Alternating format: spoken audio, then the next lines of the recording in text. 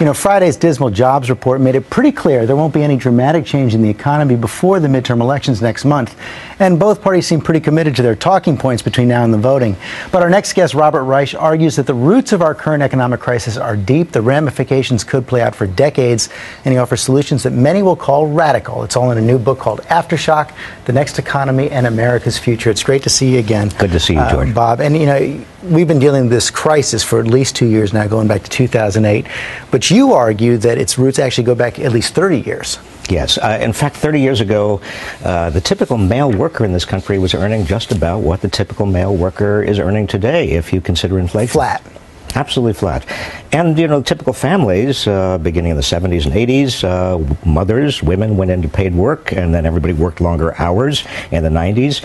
And then the early part of this decade, everybody went deeper and deeper into debt. But obviously that debt bubble burst, and there's a limit to how much families can do. So what do families do right now, those who are lucky enough to be working? You keep hearing that, boy, we got to get our savings rate back up. But if you save too much and people don't spend and the economy doesn't continue to grow, what do you say to the average family now just struggling to get by? Well, I say to the average family that what you need to do is not necessarily rational for the economy as a whole, but what you need to do is to save. You need to cut back on your purchases. You need to economize, because this economy, unfortunately, is not coming back anytime soon. And you argue that if we don't address these deep problems, we could face a future we almost can't imagine right now. I love the game you play. You talk about the 2020 election. You ask us to imagine the 2020 election. You have Chelsea Clinton running against George P. Bush. I mean, there's a little facetious there, but you say the real candidate, if we don't get a handle on this, would be Margaret Jones,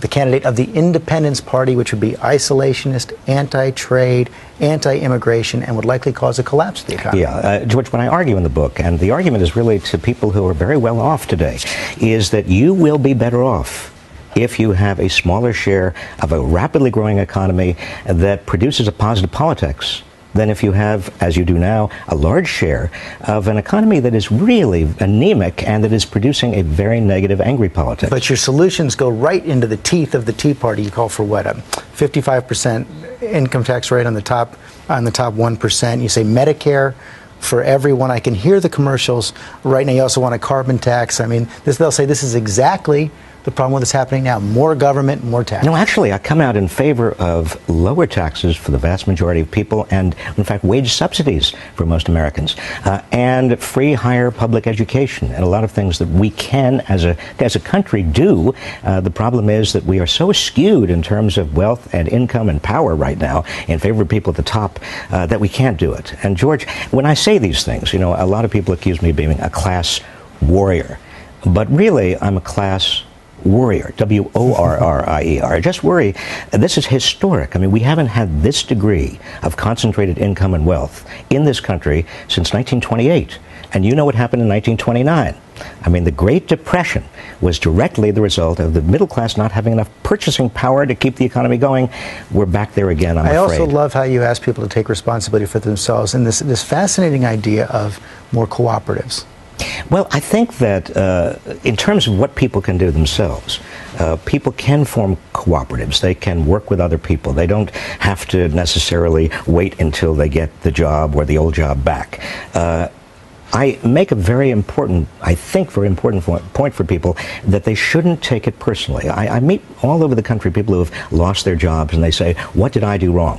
And I say to them, "You did nothing wrong. This is an economic system that is working, unfortunately, in a way right now that is not helping you and your family. Don't take it personally." But what they most worry about, their class warriors as well, is that their children will not have any of the opportunities that they did or their parents did. Yes, and that's why we as a nation have to invest in infrastructure and education like we did in the 50s, 60s, and 70s, George. There's no way we can grow as an economy if we don't not only invest in people, but also make sure that the middle class is getting an adequate share of the total gains of economic growth. Okay, Robert Reich, thanks very much. The book is called Aftershock. You can read an excerpt at abcnews.com/GMA.